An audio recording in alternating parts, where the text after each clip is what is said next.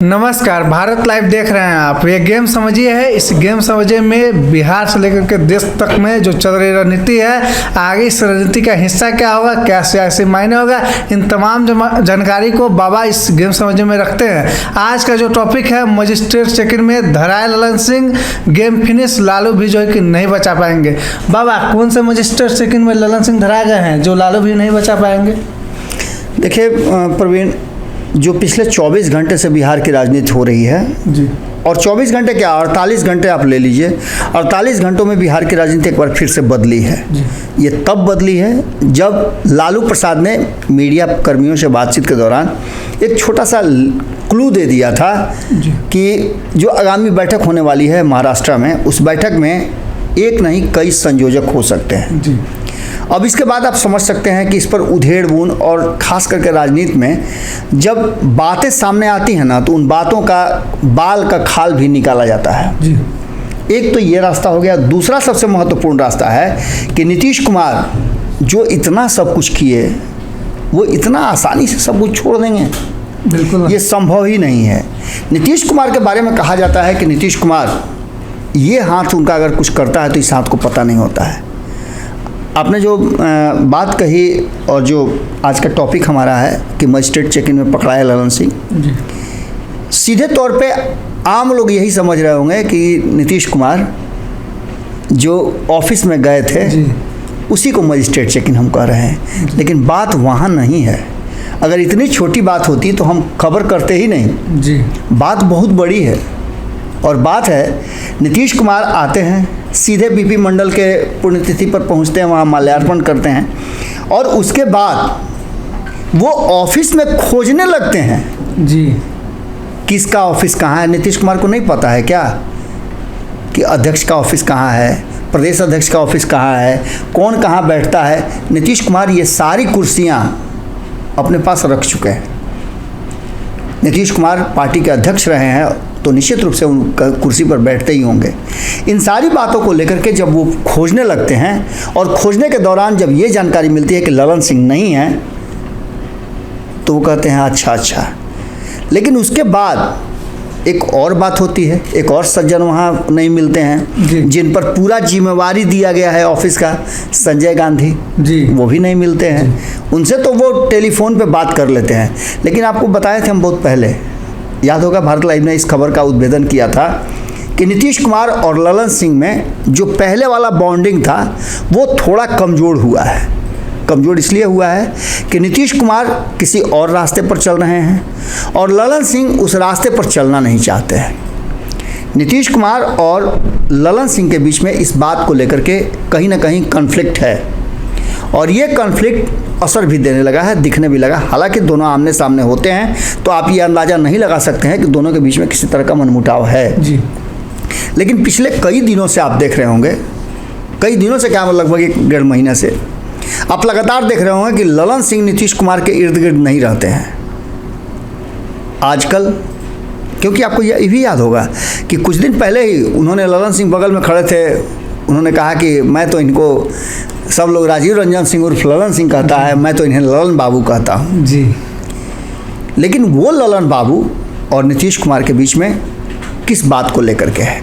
पहली बात तो यह कि नीतीश कुमार को ऐसा लगता है कि भारतीय जनता पार्टी से जो महागठबंधन के तरफ, एनडीए से जो महागठबंधन की तरफ शिफ्ट किए हैं, ये ललन सिंह के कारण हुआ है और ललन सिंह ने कहीं ना कहीं नीतीश कुमार के साख पे बट्टा लगवाया है। इधर आ करके उनकी जो स्थिति है या फिर उनके ऊपर कई तरह के आरोप लग रहे हैं कि आप फिर भ्रष्टाचारी के साथ चले गए, सजायाफ्ता के साथ चले गए। नीतीश कुमार इससे निकलने का बहुत प्रयास कर रहे हैं लेकिन निकल नहीं पा रहे हैं। दलदल में होता क्या है कि जितना आप आगे पैर बढ़ाते हैं, कोशिश करते हैं निकलने का, उतना आप धंसते जाते हैं। नीतीश कुमार के साथ भी इसी तरह की बातें जो देखने, सुनने और समझने में आ रही हैं।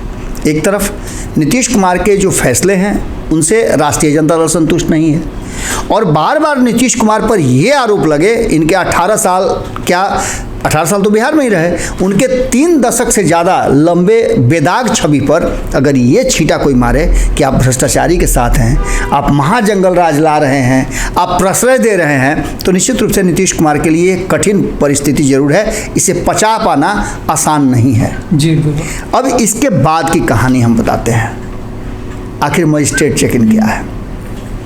आपको याद होगा किसी तरह की स्थितियां पैदा हुई थी, और ख़ास करके जब जदयू में कोई भी अध्यक्ष बनता है तो वो पूरा अपने आप को डोमिनेट करता है, मोनोपोली चलाता है।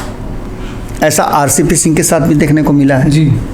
सिर्फ नीतीश कुमार के साथ ऐसा नहीं हुआ था। हालांकि नीतीश कुमार तो पार्टी के सर्वे सर्वा हैं, वो अध्यक्ष रहें न रहें बात उन्हीं की चलती है, लेकिन ललन सिंह जब से अध्यक्ष बने हैं तब से पार्टी के भीतर बहुत कुछ हुआ है।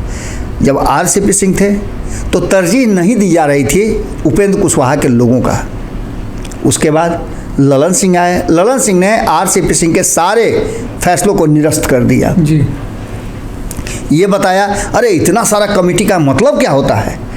आज उन्होंने एक बड़ी जैम्बो कमेटी बनाई है, इससे पहले भी उन्होंने बनाई थी, और ये भी एक जैम्बो कमेटी बनाई गई है राष्ट्रीय कार्यकारिणी की, राष्ट्रीय सलाहकारों की। इस कमेटी में बहुत कुछ ऐसा है जिस पर चर्चाएं शुरू हो चुकी हैं जी। और सबसे पहली चर्चा ये शुरू हुई है कि क्या इस कमेटी में हरिवंश हैं या नहीं। नहीं है हरिवंश। ये बातें जब नीतीश कुमार के पास पहुंची तो ऐसा तो नहीं कोई तार चिट्ठी दे करके उनको बुलाया था ऑफिस में।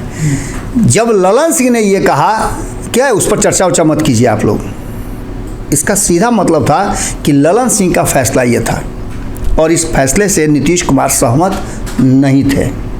अगर नीतीश कुमार सहमत होते तो वो सार्वजनिक मंच पे जब भी हरिवंश की बात की जाती है तो वो जरूर बोलते हैं जी। लेकिन उनका जो खिड़की हैं हरिवंश, उनको कमेटी से बाहर रहना और उस पर भारतीय जनता पार्टी का रिएक्ट करना।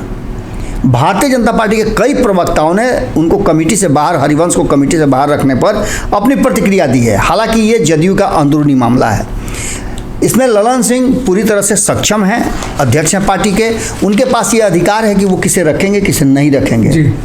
लेकिन इन सब के बाद जब कमेटी बनी तो इस कमेटी के बनाने वाले ललन सिंह मजिस्ट्रेट चेक इन में पकड़ा गए जी। कि टिकट लिए हुए 10 आदमी का 11 आदमी रेल पर सवार है। जी। तो ऐसी स्थिति में आप मजिस्ट्रेट चेक इन में जब पकड़ा गए हैं तो आपको बाहर तो होना पड़ेगा।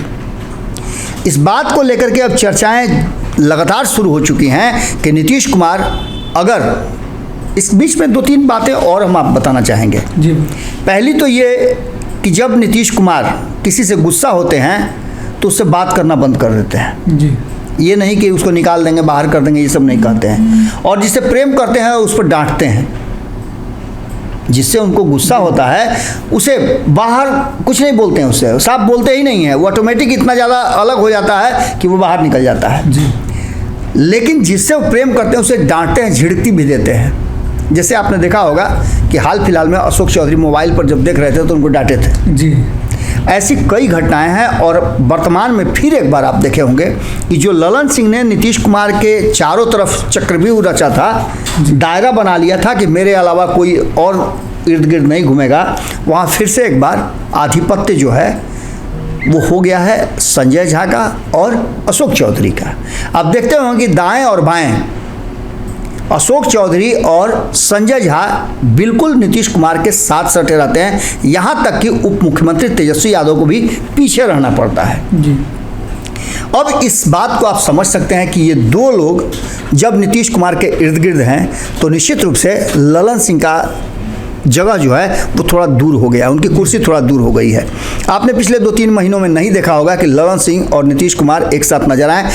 जो कल तस्वीर आई थी उसके अलावे जैसे ही ऑफिस पहुंचे ललन सिंह को खोजा, ललन सिंह नहीं थे, दौड़े भागे ललन सिंह आए और जब नीतीश कुमार गेट से बाहर निकल रहे थे तो ललन सिंह के कारण गेट पर उन्होंने गाड़ी रोकी, निकले, बात किए, बहुत सारी बातें हुई। जी। उन बातों की चर्चा करना जरूरी नहीं है, लेकिन जो वास्तविक मजिस्ट्रेट चेक इन है उसमें राज्यसभा के उपसभापति हरिवंश का नाम इस कमेटी में नहीं होना और ये कहना कि ये मीटिंग्स में नहीं रहते हैं, इसका जवाब नीतीश कुमार ने बड़ा माकूल दिया है कि क्या आजकल आप ऑफिस में कम रहते हैं क्या। जी। इसका सीधा मतलब है कि वो इशारा कर रहे हैं कि आपने जो कल बात कही थी हरिवंश को लेकर के कि वो मीटिंग में शामिल नहीं होते हैं, आप भी तो ऑफिस में नहीं शामिल हो रहे हैं, आप भी तो ऑफिस में हम आए तो नहीं थे। तो ये जवाब उन्होंने दे दिया। इसके साथ साथ आपको बता दें कि उमेश कुशवाहा, वशिष्ठ सिंह, इन सब लोगों को अलग अलग जिम्मेवारी दी गई है। उमेश कुशवाहा को भी उन्होंने कहा कि आपका ऑफिस कहाँ है, उन्होंने बताया इशारा करके वहाँ ऑफिस है। इसका सीधे मतलब है कि आप जो चक्कर काट रहे हैं बड़े साहब के ऑफिस में, वहाँ कम ध्यान दीजिए जी, नहीं तो आपका भी ध्यान भटक जाएगा। यानी कि ललन सिंह के इर्द गिर्द आप परिक्रमा कम कीजिए। ये एक छोटी सी इशारा है जो नीतीश कुमार ने किया है।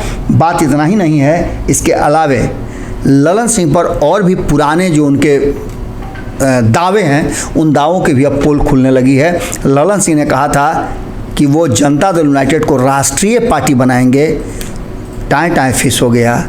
उत्तर प्रदेश के चुनाव में उन्होंने ज़बरदस्ती आरसीपी सिंह के माथे पर सब तोप दिया था, यहाँ भी टाएं फिस हो गए। यहाँ तक कि मणिपुर और अन्य राज्यों में, अरुणाचल प्रदेश में जो उनके विधायक थे वो विधायक भी उनसे छिन गए। इस पूरे माहौल को लेकर के अरविंद केजरीवाल जो आज से 8-10 साल पहले अपनी पार्टी बनाए, वो 2 राज्यों में स्थापित हैं और जनता दल यूनाइटेड बिहार में भी धीरे धीरे खिसकती जा रही है। इसका मायने होता है कि नीतीश कुमार को इस पर ध्यान अब आ गया है।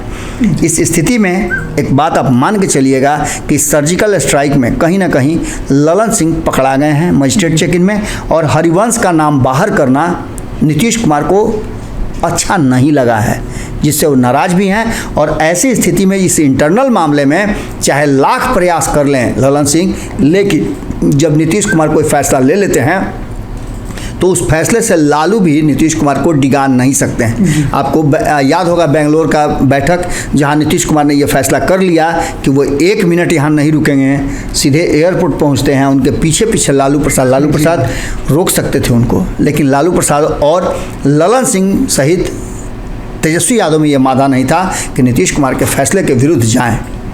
हालांकि आ करके अपना रिएक्शन जरूर व्यक्त किया सभी लोगों ने, लेकिन नीतीश कुमार हैं और नीतीश कुमार के मजिस्ट्रेट चेक इन में जो पकड़ा जाता है उसका कोर्ट मार्शल होना जरूरी है, और कहीं ना कहीं उस ट्रेन से उतारने की भी संभावना बढ़ गई है। अब देखना दिलचस्प होगा कि आगे क्या कुछ होता है, लेकिन गेम तो यही है कि नीतीश कुमार अभी भी पूरी तरह से भले ही कह दें कि वो महाराष्ट्र की बैठक में हैं, वहाँ का फैसला देखना चाहते हैं और उस फैसले में क्या कुछ निकल के सामने आता है ये सब कुछ देखना चाहते हैं।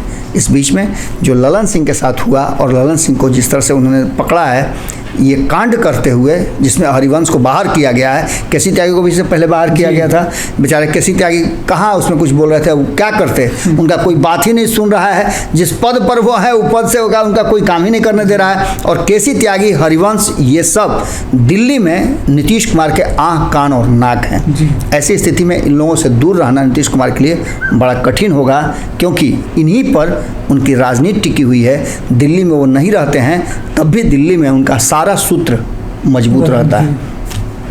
तो ये गेम समझिए था जिसमें बाबा ने बड़ी सरलता से बताया कि मजिस्ट्रेट चेकिंग में कैसे ललन सिंह धराए गए हैं और ललन सिंह का जो गेम है कैसे फिनिश होगा, इसमें लालू यादव भी उनको नहीं बचा पाएंगे। तो इस प्रकार की खबरों के लिए आप बने रहिए भारत लाइव के साथ। बहुत बहुत धन्यवाद। अगर ये वीडियो पसंद आई और वह बिहार के राजनीति और बिहारियत से सरोकार रखेनी तो सब्सक्राइब बटन दबा के चैनल के सब्सक्राइब कर ली। ओजे एगो घंटी बा, ओकरा बटन दबा देला से कुल सटीक और मारक खबर रुआ मुफ्त में मिल जाई। अगर रुआ पत्रकारिता के हमनी के नया प्रयोग में सहयोग कर चाहतानी तो ज्वाइन बटन दबा दी। पेटीएम नंबर नोट कर ली 9386816700। धन्यवाद।